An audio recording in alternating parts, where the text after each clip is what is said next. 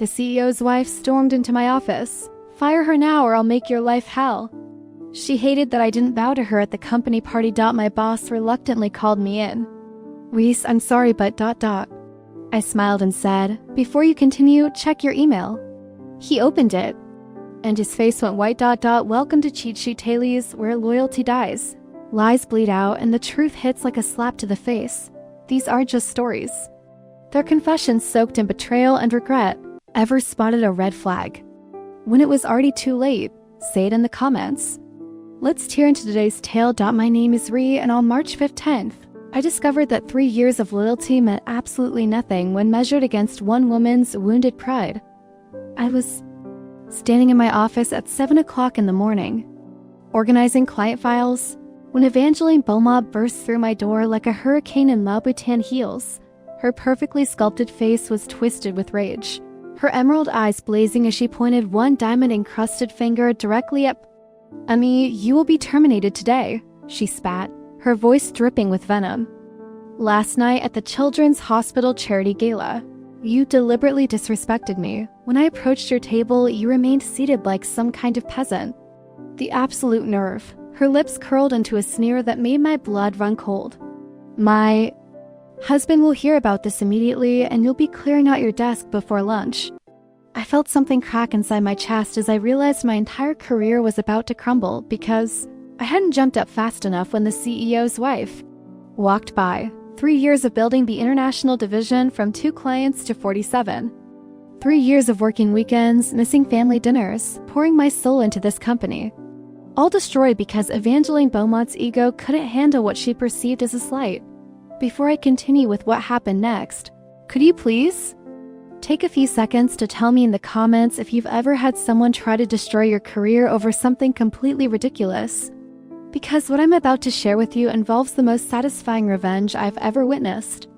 And you need to hear every single detail. Also, please like this story, subscribe, and click the bell icon, because stories like this need to be heard. Let me take you back to how this all started. 8 months earlier, I'd been browsing freelance tutoring websites looking for extra income to help pay off my student loans. My degree in international business came with a specialty in Mandarin Chinese.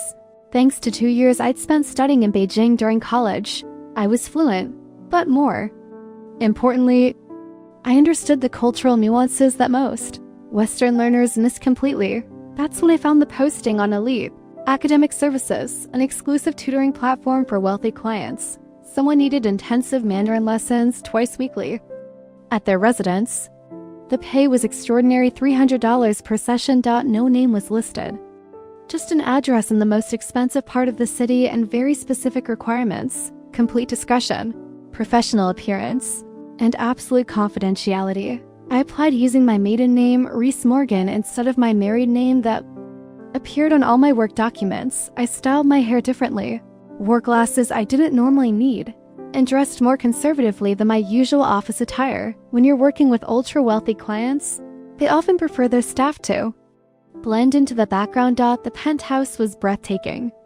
Floor-to-ceiling windows overlooked the entire city, and everything inside screamed money. That's where I first met my student, though I had no idea who she really was. She introduced herself simply as Ava, and her attitude told me everything I needed to know about how she viewed people like me. "You're here to teach me Mandarin," she announced, without even a hello. "I need to be conversational within 6 months, not just basic phrases. I need to conduct business meetings, negotiate contracts, and sound sophisticated. Can you do that, or should I find someone else?" I nodded politely.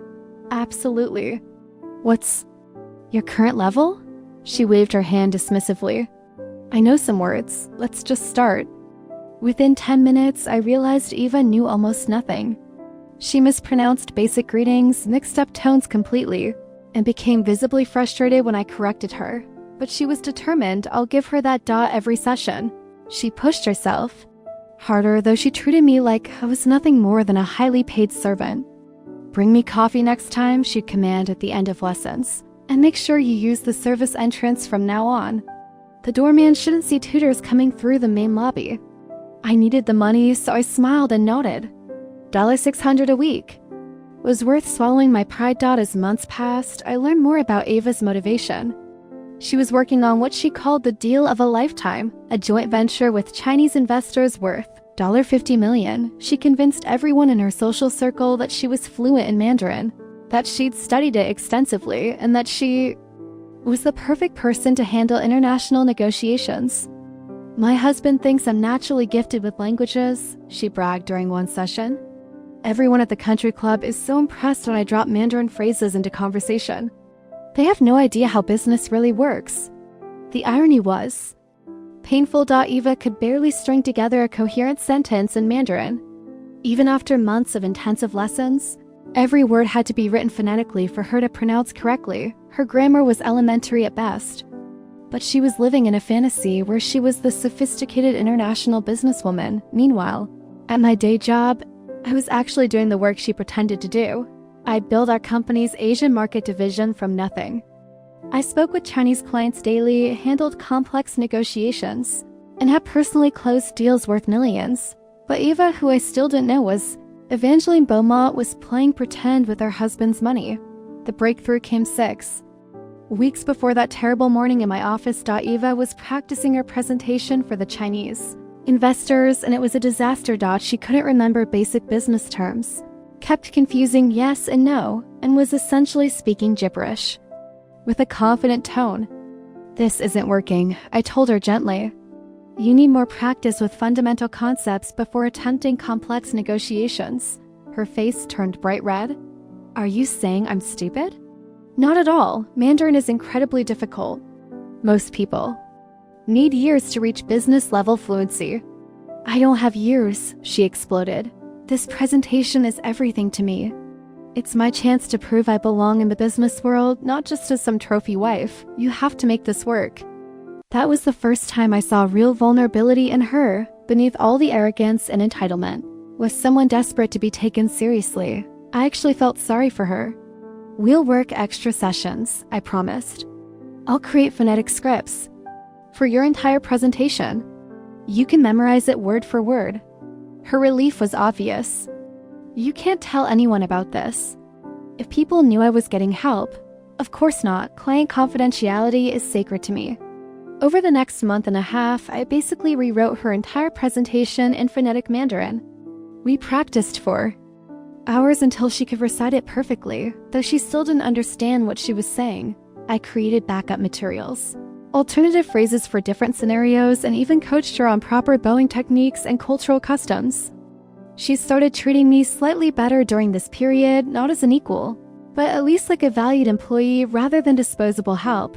She'd offer me drinks, ask about my background, and occasionally say please and thank you. "You're quite good at this," she admitted one evening. "Where did you learn to speak so fluently?" Asterisk, I told her about my studies in Beijing, my business degree, and my work in international markets. I was careful not to mention company names or specific details that might connect me to my day job. "Impressive," she said, though her tone suggested she still saw me as hired help who just happened to be educated. "You should consider working for a real company instead of just tutoring." If she only knew, 2 weeks before the investor presentation, Eva was finally hitting her stride. She could deliver the entire pitch smoothly, answer basic questions, and even handle small talk about weather and travel. She was nowhere near fluent, but she could fake it well enough for a formal business meeting. "I'm going to be magnificent," she declared after our final practice session. "Those investors won't know what hit them. This deal will change everything." I smiled and packed up my materials. "You've worked incredibly hard. I'm sure it will go well." That's when she made the comment that would haunt me later. "You know, I'm attending a charity gala this weekend. It's for the Children's Hospital, and all the important business people in the city will be there. I'll finally be able to show off my language skills to everyone." My heart sank. The company I worked for was a major sponsor of that same gala. I'd be there representing our international division, sitting at our corporate table. There was a good chance I'd see Eva, though she still had no idea who I really was. I considered canceling or at least warning her somehow, but I couldn't figure out how to do it without revealing my identity. Besides, what were the odds we'd actually interact? It was a huge event with hundreds of attendees. The gala was beautiful. Our company had purchased an entire table near the front, and I was seated with our senior management team and their spouses. I'd chosen an elegant black dress, styled my hair in an updo, and worn contact lenses instead of my usual glasses. I looked completely different from the conservative tutor Eva knew. Halfway through dinner, I spotted her across the room. She was radiant in a stunning silver gown, holding court at what was obviously the most prestigious table in the venue. She was animated, gesturing expressively as she spoke to the people around her. Even from a distance, I could tell she was having the time of her life. Then I saw him, the man sitting beside her, nodding and smiling as she talked. My blood turned to ice as recognition hit me like a freight train. Eva was Evangeline Beaumont, the wife of my CEO. The woman I'd been tutoring for 8 months was married to my boss. I spent the rest of the evening in a daze, barely touching my food, praying she wouldn't notice me. When dessert was served, I excused myself to use the restroom, hoping to avoid any chance encounters. But fate had other plans. As I was returning to my table, Evangeline was walking directly toward me. She was heading to greet someone at a nearby table, and our paths would intersect in seconds. I quickly sat down and focused intensely on my plate, hoping she passed by without paying attention to me. That's when everything went wrong. "Ree," a voice called out. "Ree Hatterson." One of my colleagues was trying to get my attention from across the table. I looked up automatically, responding to my name just as Evangeline walked past. Our eyes met for exactly 2 seconds.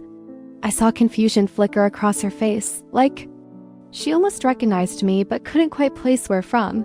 Then the moment passed, and she continued walking. I thought I was safe. I thought those 2 seconds of near recognition wouldn't matter. I was so incredibly wrong. The next morning, she stormed into my office with murder in her eyes, and I finally understood what had happened. Evangeline had spent the entire night trying to figure out where she knew me from. When she couldn't place my face, she convinced herself that I deliberately snubbed her by not standing when she passed my table. In her mind, some random employee had disrespected the CEO's wife at a charity gala, and that simply could not be tolerated. "Pack your things," my boss said after Evangeline finished her tirade and stormed out. "Pack your things," stormed out. His face was grim, and I could see the conflict in his eyes. "I'm sorry, Ree, I really am. But I can't have this kind of drama at home." I stared at him in disbelief. "You're firing me because I didn't stand up fast enough when your wife walked by? She says you deliberately ignored her, that you made her look foolish in front of important people. That's insane." I was eating dinner and didn't even realize she was there. He sighed heavily. "It doesn't matter. She's made up her mind, and arguing with her will only make things worse for both of us. I'll give you excellent references, and I'll make sure you get a generous severance package." I felt my entire world collapsing.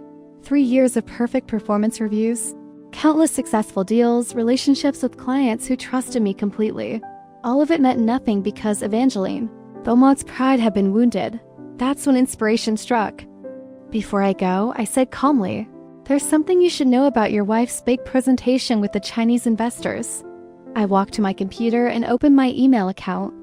With a few quick clicks, I sent him a message with video attachments from every single tutoring session I'd recorded for my own reference. "Check your email," I said quietly. His face went pale as he opened the first video. There was Evangeline, stumbling through basic Mandarin phrases, asking me to repeat everything phonetically, admitting she couldn't understand what she was saying. "She's been lying to you," I continued. "For 8 months, I've been her private tutor. She can't speak Mandarin beyond memorized scripts. Everything she's told you about her language abilities is completely false." I removed my glasses and let my hair down, transforming back into the person Evangeline knew as her tutor. "I'm Reese Morgan," I said. "And effective immediately, your wife's Mandarin lessons are cancelled." The silence in that office was deafening. My boss sat frozen, staring at the computer screen, where his wife was clearly struggling with pronunciation that any first-year language student would master easily. The video showed her asking me over and over to write everything in English letters because she couldn't read Chinese characters. "This presentation is in 3 days," he whispered, his voice barely audible. "I know, I helped her prepare every word of it. She's memorized it like a script, but she doesn't understand what she's saying. If anyone asks her in unscripted, question in Mandarin, or if she needs to deviate from her prepared remarks even slightly, the whole thing will collapse. He looked up at me with something between horror and disbelief. Why didn't you tell me who you were during the lessons? Client confidentiality. She hired me through a tutoring service under strict privacy agreements. I had no idea she was your wife until last night at the gala. Even then, I planned to keep her secret because that's what professionals do. I gathered the last of my personal items from my desk. But since she's decided to destroy my career over an imaginary slight, I figure those confidentiality agreements are void. Wait, he stood up quickly. Don't leave yet. We need to discuss this. There's nothing to discuss. Your wife made her choice. I'm just making sure you understand what that choice actually cost. I walked toward the door, then paused. Those Chinese investors aren't just bringing money to this deal, they're bringing their top executives, their translators, and their cultural liaison people who will immediately recognize whether your wife can actually communicate or if she's just reciting memorized phrases. The door closed behind me with a soft click, and I walked out of that building for what I thought would be the last time. But I was wrong about that too. The next 3 days passed in a blur of job applications and angry phone calls from Evangeline. Apparently my boss had confronted her about the tutoring sessions, and she was furious that I betrayed her trust. You signed confidentiality agreements? She screamed during one particularly unpleasant voicemail. I'll sue you for everything you have. I called her back once, mainly out of curiosity. Actually, Evangeline, you should read those agreements more carefully. They protect client privacy from outside parties, but they don't prevent tutors from defending themselves when clients attempt to damage their careers through false accusations. I never made false accusations. You told your husband I deliberately disrespected you at the gala, but you and I both know you didn't recognize me there. You're destroying my reputation based on a completely fictional narrative you created. In your head, the line went quiet for a long moment. Then, you're still fired. Yes, I am. And your presentation is tomorrow. Good luck. I hung up and tried to put the whole mess behind me. I had bigger problems to worry about, like finding a new job and explaining to potential employers why I'd left my previous position so suddenly. But I couldn't stop thinking about those Chinese investors. Some of them were people I'd worked with professionally over the past 3 years. Mr. Cheney from Beijing Manufacturing, who always started meetings with personal questions about family. Miss Liu Hong from Shanghai Logistics, who appreciated cultural references and traditional greetings. They were coming to this presentation expecting to meet someone who understood their language and their business customs. Instead, they were about to encounter Evangeline Beaumont with her memorized script and her complete ignorance of everything beyond basic pronunciation. Asterisk, the morning of the presentation, I woke up with a knot in my stomach. I kept imagining how it would unfold, how quickly the investors would realize they were being deceived, how badly it would reflect on everyone involved. Around 10 o'clock, my phone rang. It was James Morrison, my former boss, and he sounded desperate. Ree, I need your help. I don't work there anymore, remember? The investors are here early. They wanted to have lunch before the presentation. And Evangeline is panicking. She can't handle casual conversation in Mandarin. She's locked herself in the bathroom and won't come out. I almost felt sorry for her, almost. That's unfortunate, but it's not my problem anymore. I'll give you your job back. Full reinstatement. A promotion, a raise. Whatever you want. Just please help us get through this presentation. I considered it for exactly 3 seconds. No, Ree, please. This deal is worth $50 million to the company. If it falls apart, we'll have to lay off half the international division. Then you should have thought about that before you fired me for not standing up fast enough when your wife walked by. I know I made a mistake. I was wrong, and I'm sorry. But please don't let our employees suffer because of my bad judgment. That hit me harder than I expected. The international division wasn't just my work. It was built with the help of amazing colleagues who didn't deserve to lose their jobs because of this mess. I'll make you a deal, I said finally. I'll come in as a consultant. One time only. I'll help with translation during the presentation, but I'm not doing it to save Evangeline's reputation. I'm doing it to protect the people who still work there. Thank you so much. And James? After today, I never want to see or speak to your wife again. I arrived at the office 45 minutes before the presentation was scheduled to begin. The main conference room had been transformed into an impressive setup with multimedia displays, translated materials, and elegant catering that showed respect for Chinese business culture. Evangeline was standing near the windows, practicing her opening remarks under her breath. She looked beautiful and professional, but I could see the terror in her eyes when she noticed me walking in. "What is she doing here?" she hissed at her husband. "Helping to save your presentation," I replied calmly. "Unless you prefer to handle the Q&A session on your own." Her face went pale. We both knew she couldn't handle unscripted questions. "Fine, but you stay in the background. This is my presentation, my deal, my moment." Understood. The investors arrived precisely on time, which I'd expected. Dr. Chen Wei greeted me in Mandarin, and I responded appropriately, introducing myself. As a consultant supporting the presentation, Miss Liu Hong asked about my background in Chinese markets, and we had a brief, pleasant conversation about trade relationships. I could see Evangeline watching our exchange with growing anxiety. The investors were clearly comfortable with me, but when she attempted to join the conversation with her stilted, rehearsed phrases, their polite smiles became strained. "Perhaps we should begin the formal presentation," Mr. Chen suggested in English. Clearly sensing the awkwardness, Evangeline took her position at the front of the room and launched into her prepared remarks.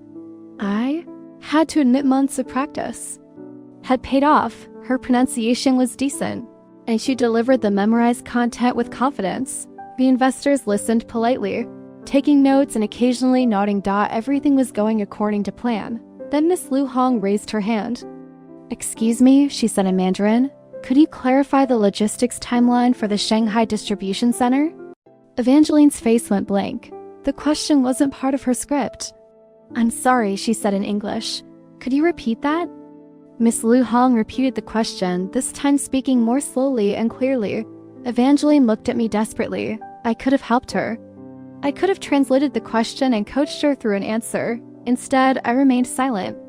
I think... Evangeline stammered, attempting to respond in broken Mandarin that made no grammatical sense. Mr. Chen Wei frowned and exchanged glances with his colleagues. They were beginning to understand that something was very wrong. "Perhaps," Mr. Chen said diplomatically, "we could continue the discussion in English." But the damage was already done. The investors had come here expecting to work with someone who could communicate effectively in their language. They'd been promised a partner who understood Chinese business culture and could facilitate smooth international cooperation. Instead, they discovered that their primary contact had essentially been lying about her qualifications. Miss Liu Hong asked another question, this time in English, about regulatory compliance in Shanghai. It was a basic question that anyone involved in Chinese business should be able to answer easily. Evangeline clearly had no idea what to say. She looked at her husband, then at me, then back at the investors. "Perhaps... My consultant could address that," she said weakly. I stepped forward and answered the question thoroughly, explaining the regulatory framework, recent changes in compliance requirements, and best practices for foreign companies operating in Shanghai. The investors nodded appreciatively and began directing their follow-up questions to me instead of Evangeline for the next 20 minutes. I essentially took over the presentation. I answered detailed questions about logistics, cultural considerations, legal requirements, and market analysis. The investors were engaged and interested, clearly impressed with the depth of knowledge I was providing. Evangeline stood to the side, completely sidelined at her own presentation. Finally, Mr. Cheney addressed the elephant in the room. "I'm confused about the structure of this partnership," he said carefully. "We were told that Mrs. Beaumont would be our primary liaison, but it seems clear that Miss... He looked at me questioningly. "Patterson," I supplied. "Miss Patterson has the expertise we need for this collaboration. Could you clarify who would actually be managing this relationship?" The room fell silent. Evangeline's husband looked like he wanted to disappear. Evangeline herself was staring at the floor, her face bright red with humiliation. "I think," I said gently, "there may have been some miscommunication about roles and responsibilities. Perhaps it would be best to reschedule this discussion after." The organizational structure can be clarified. Mr. Cheney nodded gravely. I think that would be wise. The investors gathered their materials and prepared to leave. Miss Lu Hong approached me privately. We were very impressed with your knowledge and professionalism, she said quietly. If you were to represent this company in future negotiations, we would be very interested in proceeding. However, we cannot work with someone who has misrepresented their qualifications so significantly. After the investors left, the conference room felt like a tomb. Evangeline was sitting in a chair staring at her hands. Her husband was pacing near the windows, and I was gathering my notes, preparing to leave for good. $50 million, James said quietly. Gone. It was never really there, I replied. You can't build international partnerships on lies and pretense.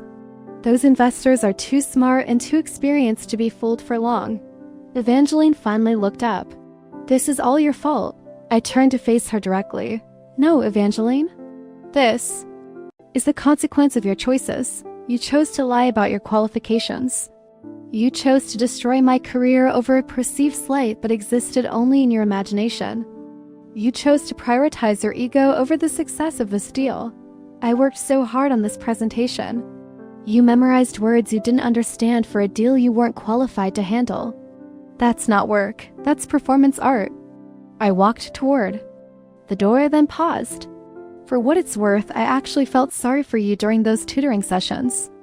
You seemed so desperate to prove yourself to be taken seriously, but respect isn't something you can fake or demand. It's something you earn through competence, integrity, and treating other people with basic human dignity. You're still fired, she said weakly. I laughed.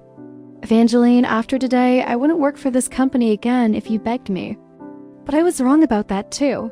2 weeks later, James Morrison called me with an interesting proposition. The board of directors had been less than pleased when they learned about the failed investor presentation and the circumstances surrounding my termination. Apparently, several board members had worked with me professionally over the years and were furious that I'd been fired over such trivial reasons. We'd like to offer you the position of Vice President of International Business Development, James said. It comes with a substantial salary increase, your own budget, and complete autonomy over the international division. What about Evangeline? She's no longer involved in business operations. The board made that very clear. I considered the offer carefully. I'll take it, but with conditions. First, I want a written guarantee that family members of executives cannot interfere with personnel decisions. Second, I want the authority to rebuild the international division my way, without interference from anyone. Done. And third, I want a formal apology from the company for my wrongful termination to be included in my personnel file. Absolutely. 6 months later, I'd rebuilt the Chinese investor relationship and successfully closed the deal. Evangeline had destroyed. The Shanghai partnership was worth $68 million, more than the original proposal, and led to additional opportunities throughout Asia. Evangeline, meanwhile, had become something of a pariah in her social circle. Word had spread quickly about her failed presentation and fabricated language skills. The same people who had once been impressed by her, Mandarin phrases now whispered about her dishonesty and poor judgment. I heard through office gossip that she'd tried to blame me for sabotaging her presentation. But too many people had witnessed what actually happened. The investors themselves had made it clear. The problem wasn't sabotage. It was incompetence masked as expertise. The final piece of poetic justice came 8 months after that disastrous presentation. James Morrison approached me with a delicate request. The board is considering some changes in executive structure, he said carefully. They're impressed with your work rebuilding the international division, and they're wondering if you'd be interested in taking on additional responsibilities. Such as? They're thinking about creating a new position, Senior Vice President of Global Operations. It would involve overseeing all international business, including partnerships, acquisitions, and strategic planning. I smiled. That sounds like the kind of role that would require reporting directly to the board of directors. It would. And presumably, it would involve significant decision-making authority over the direction of the company's international strategy. That's correct. I pretended to consider the offer. I accept.